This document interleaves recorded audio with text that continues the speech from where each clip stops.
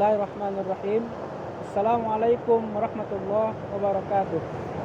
Alhamdulillah, alhamdulillahilladzi farada siyam fi syahri Ramadan wa anzala fihi al-Qur'an hudan linnas wa bayyinatin wal huda wal furqan.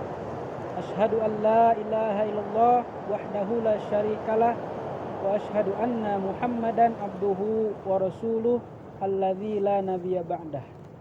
Faqala Allah Ta'ala fil Qur'anil Karim, a'udzu billahi minasyaitonir rajim. Bismillahirrahmanirrahim. Ya ayyuhalladzina amanu kutiba 'alaikumusiyam kama kutiba 'alal ladzina min qablikum la'allakum tattaqun. Wa qala Rasulullah sallallahu alaihi wasallam, kam min shaimin laisa lahu min siyamihi illal ju' wal atas. Al hadis amma ba'du. Sahabat Bunyul Islam yang Allah rahmati, alhamdulillah pada saat ini kami beserta tim Ru'yatul Hilal Bunyul Islam sekarang sedang berada di tempat atau lokasi di mana kita melaksanakan Ru'yatul Hilal setiap menjelang pelaksanaan ibadah saum maupun menjelang penentuan 1 Syawal. Karena memang sudah menjadi kewajiban bagi kita selaku umat Islam, umat Rasulullah Shallallahu Alaihi Wasallam, ketika hendak menjalankan ibadah saum atau menetapkan tanggal 1 Ramadan atau 1 Syawal, hendaklah kita menjalankannya dengan didahului dengan pelaksanaan Ru'yatul Hilal sebagaimana yang ditegaskan oleh Rasulullah SAW dalam hadisnya, sumu li ru'yatihi waftiru li ru'yatihi. Berpuasalah kalian li ru'yatihi karena melihat hilal, dan berbukalah kalian karena melihat hilal juga. Fa'in gumma, apabila mendung sehingga tidak dapat dilihat hilal, maka fakmilu iddata Sya'bana salasina yauman. Sempurnakanlah hitungan bulan Sya'ban menjadi 30 hari. Dalam hadis tersebut sangat jelas bahwa perintah ru'yat ketika kita melaksanakan ibadah saum atau menentukan 1 Syawal merupakan suatu kewajiban. Karena antara ru'yat dan hisab bukanlah suatu pilihan, melainkan suatu tahapan yang harus kita jalankan, di mana kita harus senantiasa mendahulukan ru'yat dulu. Ketika ru'yat kita laksanakan, kemudian hilal terlihat, maka cukuplah dengan hasil ru'yat tersebut kita menentukan tanggal 1 Ramadan atau tanggal 1 Syawal. Kemudian kalau ternyata fa'in gumma, apabila mendung sehingga hilal tidak dapat kita lihat, maka Rasulullah memberikan solusi, fakmilu, sempurnakanlah hitungan bulan Sya'ban atau bulan Hijriah 30 hari sehingga pelaksanaan ibadah saum menjadi 30 hari dan baru kita menentukan 1 Syawal. Sahabat Bunyul Islam yang Allah rahmati, pada hari ini kita semua sudah sampai kepada penghujung bulan Ramadan, sehingga kalau hari ini tim Ru'yat Bunyul Islam atau tim Ru'yat yang lainnya menemukan hilal, maka otomatis besok kita bisa menjalankan sholat Idul Fitri. Namun apabila hari ini seluruh tim lapangan pelaksanaan Ru'yatul Hilal tidak menemukan hilal, maka seyogianya mungkin genapkanlah pelaksanaan ibadah saum ini menjadi 30 hari dan mungkin kita lusa melaksanakan sholat Idul Fitri. Namun di balik semua itu ada yang lebih penting yang harus kita amati, yang harus kita renungkan dari pelaksanaan ibadah yang kita laksanakan di bulan Ramadan ini, dari awal tanggal 1 Ramadan sampai hari ini sampai akhir, apakah kita bisa mencapai target-target yang harus tercapai dalam pelaksanaan ibadah di bulan Ramadan ini, atau kita masih jauh daripada target yang harus kita capai dalam pelaksanaan ibadah saum ini. Karena dalam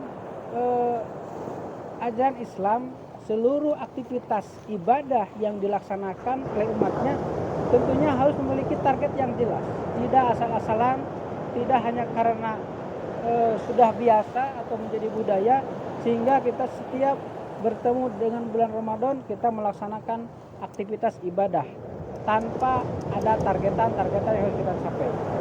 Allah berfirman dalam surat Al-Baqarah, ya ayyuhan nasu ubudu rabbakum alladzi khalaqakum walladzina min qablikum la'allakum tattaqun. Yang artinya, wahai manusia, beribadahlah kalian kepada Allah, Rabb yang telah menciptakan kalian dan Rabb yang telah menciptakan orang-orang sebelum kalian, la'allakum tattaqun, supaya kamu menjadi orang-orang yang bertakwa. Sehingga jelas dalam ayat tersebut setiap perintah ibadah bahwa Allah memerintahkan ibadah kepada kita semua adalah dalam rangka satu tujuan, untuk membentuk karakter jiwa yang tatakun. Dalam hal ini tentunya sama dalam pelaksanaan ibadah saum pun target-target yang harus kita capai adalah la'allakum tattaqun. Sebagaimana tadi dalam mukadimah saya bacakan surat tentang bagaimana Allah memerintahkan saum, memerintahkan berpuasa kepada kita selaku umat Islam dengan satu tujuan yang pasti, yaitu la'allakum tattaqun.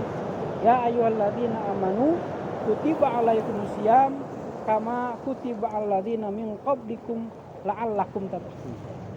Dalam ayat tadi, tujuan seluruh pelaksanaan ibadah adalah untuk bertakwa. Dan dalam pelaksanaan ibadah saum pun sama.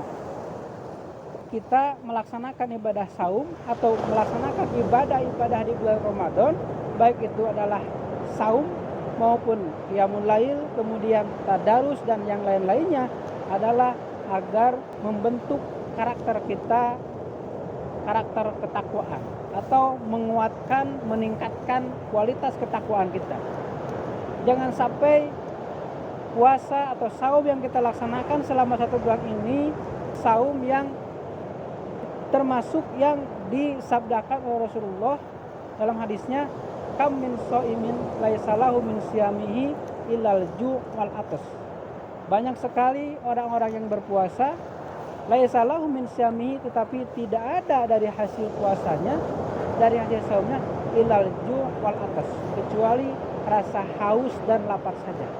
Sangat disayangkan kalau kita menjalankan ibadah di bulan Ramadan dalam bentuk berpuasa hanya mendapatkan rasa haus dan lapar saja, tanpa mendapatkan target-target yang harus kita capai, yaitu adalah derajat ketakwaan.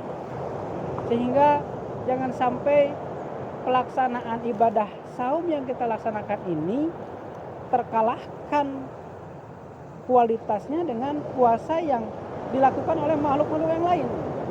Sebagaimana kita ketahui bahwa yang senantiasa menjalankan puasa itu bukan hanya manusia saja, termasuk makhluk-makhluk yang lain, binatang itu melaksanakan puasa. Namun dengan target-target yang tentunya beda dengan puasa yang diperintahkan kepada manusia. Misalkan contoh, seekor binatang ular ketika dia berpuasa memiliki satu target, yaitu untuk mengganti kulitnya yang sebelumnya sudah tidak bagus, sudah tidak bercahaya, sudah tidak berkilat.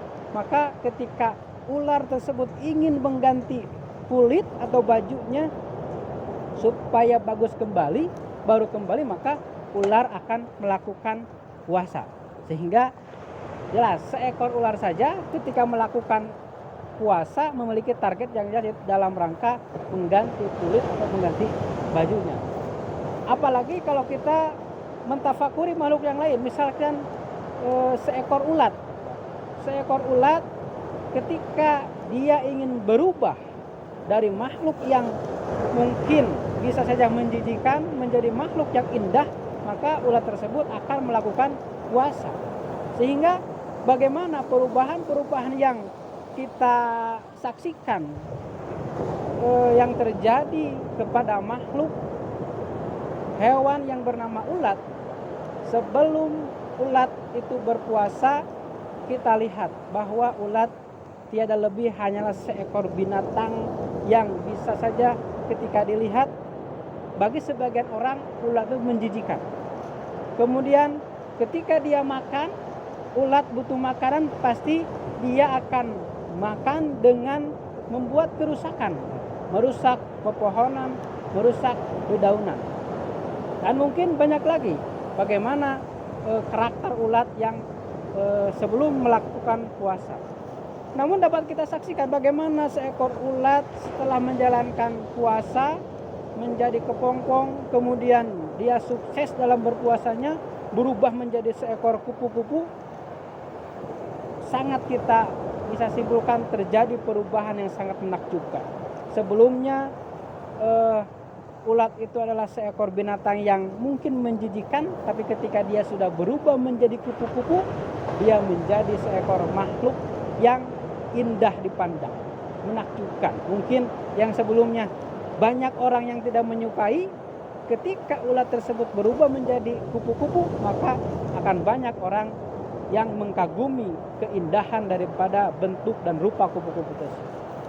Kemudian cara berjalan ulat dan cara berjalan kupu-kupu sangatlah berbeda. Yang sebelumnya ulat hanya bisa berjalan merangkak, sedangkan ketika dia berubah menjadi seekor kupu-kupu, dia bisa menjadi terbang dengan bebas ke sana kemarin, baik ke tempat yang rendah maupun ke tempat yang tinggi. Seekor kupu-kupu sangat bisa melakukannya.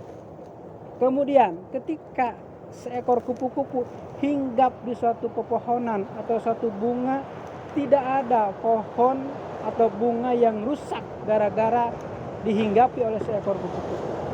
Berbeda sekali dengan tadi, ketika ulat nempel atau hinggap ke dalam suatu pohon atau dedaunan, pasti pohon atau dedaunan tersebut akan terjadi kerusakan. Tetapi justru sebaliknya dengan apa yang dilakukan oleh seekor kupu-kupu. Justru setiap tanaman atau bunga yang dihinggapi oleh kupu-kupu, dia akan merasakan bagaimana manfaat daripada kupu-kupu tersebut. Nah, sehingga cukuplah kita bisa membuat gambaran dari dua contoh tadi, antara puasanya seekor ular dan puasanya seekor ulat. Itu bisa kita menyimpulkan apakah kita akan kalah dengan makhluk-makhluk tersebut, di mana dua makhluk tersebut ketika menjalankan puasanya memiliki target yang jelas. Namun ketika manusia berpuasa, tentunya kalau hanya targetannya hanya sebatas seperti makhluk ular, itu sangatlah terbatas, sangatlah sempit. Di mana mungkin kalau ular ketika melakukan puasa itu hanyalah untuk dalam rangka mengganti baju saja agar mendapatkan baju yang baru. Sehingga ketika ada umat Islam yang melakukan puasa dengan hanya targetan mereka semangat untuk beribadah puasa karena nanti di penghujung akan bertemu dengan satu hari, yaitu Idul Fitri, dengan memakai baju baru. Maka memang sebenarnya itulah yang kebanyakan kita dapati dari masyarakat Islam hari ini. Jadi mereka untuk mengakhiri ibadah puasanya berbondong-bondong memperjuangkan bagaimana mereka supaya mendapatkan mungkin baju yang baru. Jadi kalau hanya tujuannya itu saja mungkin sangat disayangkan, karena itu hanyalah tujuan yang terbersit dari puasanya seekor ular. Namun yang perlu kita tiru, mungkin alangkah baiknya ketika kita melakukan ibadah puasa, kita meniru bagaimana puasanya seekor ulat, kemudian ketika berubah menjadi seekor kupu-kupu, setelah berubah sangat banyak sekali perubahan-perubahan yang ditujukan. baik dari mulai keindahan rupanya, keindahan bentuknya, kemudian sejauh mana dia memberikan manfaat kepada makhluk-makhluk yang lain. Itu mungkin yang harus kita renungkan bersama. Sahabat Bun Islam TV yang Allah rahmati. Jadi sangatlah jelas ketika kita disampaikan kepada penghujung bulan Ramadan ini, kita harus muhasabah diri, mengevaluasi sejauh mana atau sebesar apa kualitas ibadah, terutama ibadah puasa yang kita lakukan di bulan Ramadan ini. Apakah ibadah puasa yang kita laksanakan sampai kepada target, yaitu la'allakum tattaqun, atau ibadah yang kita lakukan ini hanya sebatas tadi, hanya merasakan perut kosong saja, hanya merasakan haus dan lapar saja. Atau jangan-jangan ketika kita melakukan ibadah saum di bulan Ramadan hanya melakukan sebatas rutinitas keagamaan saja. Ketika kita dipertemukan dengan bulan Ramadan, maka kita berpuasa tanpa ada target-target yang akan kita capai dari pelaksanaan ibadah tersebut. Sehingga perintah Allah dalam ayatnya ketika Allah memerintahkan ibadah saum adalah jelas, tujuannya adalah la'allakum tattaqun. Sehingga sejauh mana atau seperti apa